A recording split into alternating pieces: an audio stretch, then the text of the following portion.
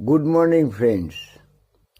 স্বয়ং ঈশ্বর ব্রহ্মা, বিষ্ণু এবং মহেশ্বর এই তিনজনে মিলে যখন সমস্ত জীবকে সৃষ্টি করলেন, তখন প্রত্যেককে তার সঠিক কাজ কি, তার কি কি করণীয় দরকার, জীবনে বাঁচতে গেলে তার সঠিক কি কি প্রয়োজন, সব কিছু পূরণ করে দিয়ে তার ভাগ্য নির্ধারণ করে তাকে পৃথিবীতে পাঠিয়েছিলেন।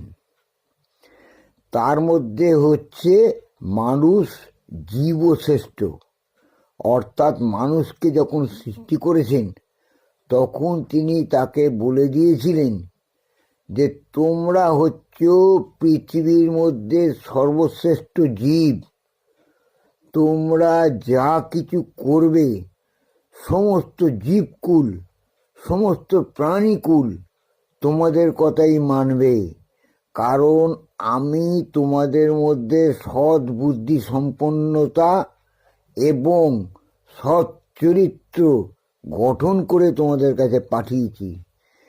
সব তোমাদের মধ্যে দিয়ে পরিপূরক করে তোমাদের পৃথিবীতে পাঠালাম, যাতে তোমরা সঠিকভাবে সারা পৃথিবীর সমস্ত জীবকুলকে, প্রাণীকুলকে পরিচালনা করতে পারো।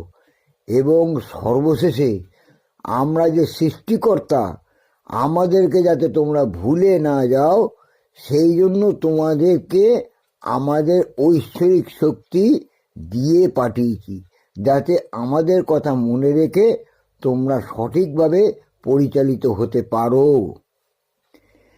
মানুষ, জীবকুল, প্রাণীকুল সবাই যখন পৃথিবীতে এসে বাসস্থান করেছে, বসবাস করছে, ভগবান কিন্তু একটা কাজ গোপনে করে রেখেছিলেন, যেটা হচ্ছে একলব্যের মতো একমেবা দ্বিতীয়ম কাজ, যেটা তিনি কাউকেই বলেননি। সেটা হচ্ছে বিচার ক্ষমতা। এই বিচার ক্ষমতাটা কিন্তু ভগবান নিজেই নিজের হাতে রেখেছিলেন।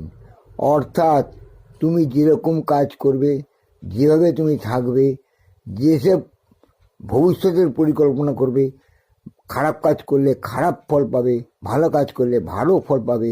সুবুদ্ধি সম্পন্ন হলে তুমি সুবুদ্ধি সম্পন্নতা পরিচালনা করার জন্য খুব ভালো ফল পাবে। এই সমস্ত ভালো মন্দ কাজের বিচার তিনি নিজে করেন, যাতে কোনো কিছুতে সব কিছু তার বিচার থেকে বাদ না যায়, সব কিছু যেন ঠিক ঠিকভাবে পরিচালিত হয়। এবার বুঝতে পেরেছো তোমরা?